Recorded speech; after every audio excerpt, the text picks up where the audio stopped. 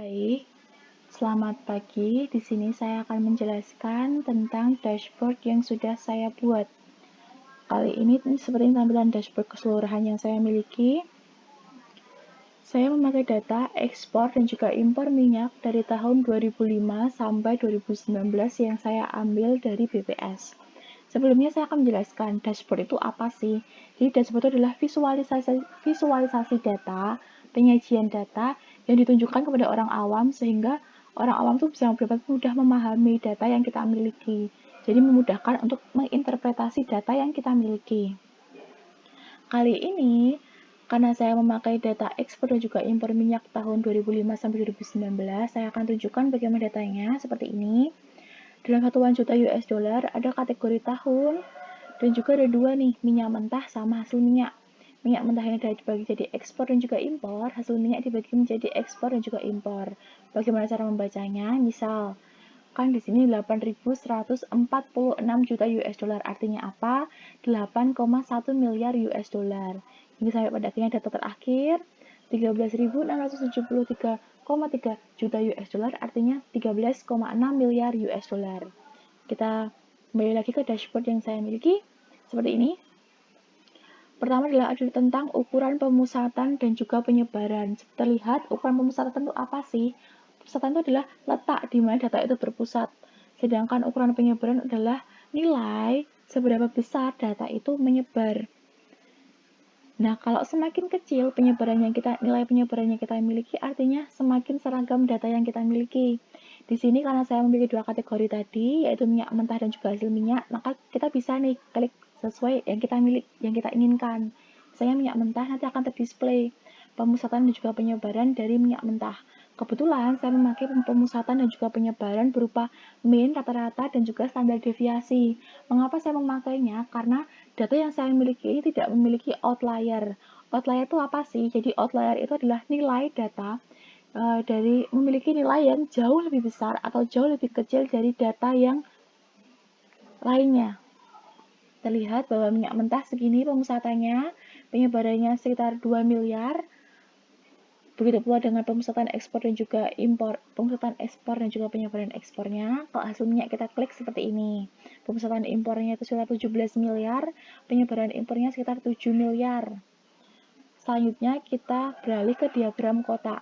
Nah, diagram kotak itu seperti ini. Seperti ini cara membacanya. Saya memiliki dua kategori, minyak mentah dan juga hasil minyak. Nah, ini menunjukkan apa? Ini menunjukkan nilai terkecil dari data ekspor. Sedangkan garis ini menunjukkan nilai terbesar dari data ekspor. Jadi terlihat bahwa nilai terkecil dari data ekspor itu sekitar 1 miliar menuju 2 miliar, sedangkan nilai terbesar dari data ekspor sekitar 14 miliar. Nah, kotak di sini itu menunjukkan kuartil bawah. Atau ketika kita urutkan data itu, kita letak seperempat datanya itu di mana? Nah, ini di sini. Sekitar di nilai range menuju 6 miliar. Atau sekitar 5, sekian miliar. Sedangkan ini tuh menunjukkan nilai tengah atau median sekitar 8 miliar US dollar. Sedangkan ini tuh menunjukkan kuartil atas atau sekitar 3/4, letak 3/4 dari data yang sudah kita urutkan. Median itu apa? Ketika data diurutkan dibagi menjadi dua bagian yang sama besar, itulah median. Nah, terlihat bahwa median antara ekspor dan juga impor tuh nggak berbeda jauh. Begitu pula dengan rata-ratanya. Beda kalau kita lihat dari hasil minyak nih. Hasil minyak itu ekspor dan juga impornya terlihat sangat beda jauh. Bahkan nilai maksimal dari ekspor itu belum bisa mencapai nilai minimal dari impor. Apalagi range data dari ekspor itu sekitar 1 miliar sampai 5 miliar US dollar. Sedangkan range data dari impor itu dimulai dari angka 10 miliar sampai menuju 30 miliar. Bahkan nilai tengahnya pun tuh sama sekali tidak bersinggungan. Rata-ratanya seperti itu juga. Nah, karena memiliki ketimpangan yang sangat jauh, maka kita menggunakan standarisasi. Standarisasi ini digunakan untuk apa? Untuk lebih memudahkan. Supaya bisa dapat terlihat dengan jelas, maka pusatan dan juga sebaran itu kita keluarkan nih. Dan juga dibuat standarisasi. Jadi saya standarisasinya memakai min dan juga standar deviasi. Maksudnya gimana? Jadi datanya itu dikurangi oleh rata-rata dibagi standar deviasi, menghasilkan hal seperti ini dengan range data dari -2 sampai 2, kalau ini dari -1,5 sampai 1,5 lebih. Nah, dapat terlihat sangat jelas. Kalau mungkin di bagian minyak mentah nggak begitu terlihat dengan jelas ya, tapi kalau di bagian hasil minyak, karena emang manfaat dari standarisasi ini adalah untuk memudahkan melihat data yang sangat jauh jaraknya, seperti pada hasil minyak ini, maka terlihat sangat jelas kan bahwa setelah distandarisasi kita bisa dapat melihat dengan jelas nih ekspornya seperti apa, bagaimana letak di ekspornya, bagaimana letak di impornya. Kalau kita beralih ke lebih kanan lagi, di sini ada dot plot atau diagram titik tentang rincian hasil dalam juta US dollar dalam ekspor dan juga impor. Nih, seperti ini. Kalian bisa dapat lihat nih bagaimana data si ekspor dan juga impor ini berada. Seberapa banyaknya. Nah, kebetulan saya itu membulatkan karena kan tadi kita udah lihat ya kalau datanya itu sangat kecil. Jadi biar kita lebih jelas aja range datanya seperti apa, kita bulatkan angka hasilnya.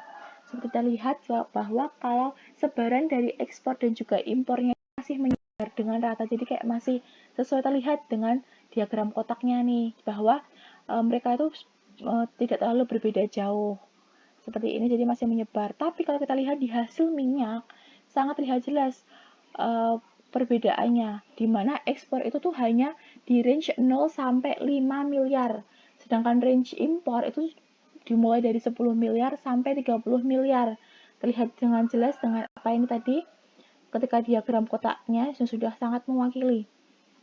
Hal yang bisa saya tarik kesimpulannya adalah data ini tuh emang benar-benar mencerminkan atau mendukung pernyataan dari para ahli, di mana Indonesia itu nggak cukup pintar dalam mengolah sumber daya alam yang kita miliki, sehingga sampai ya itu lebih banyak impor. Bahkan ketika kita ekspor pun kita tuh masih bisa mengimbangi impor yang kita miliki, karena kita memiliki sumber daya alam, tetapi kita tidak memiliki ilmu yang cukup untuk mengolah hasil minyaknya.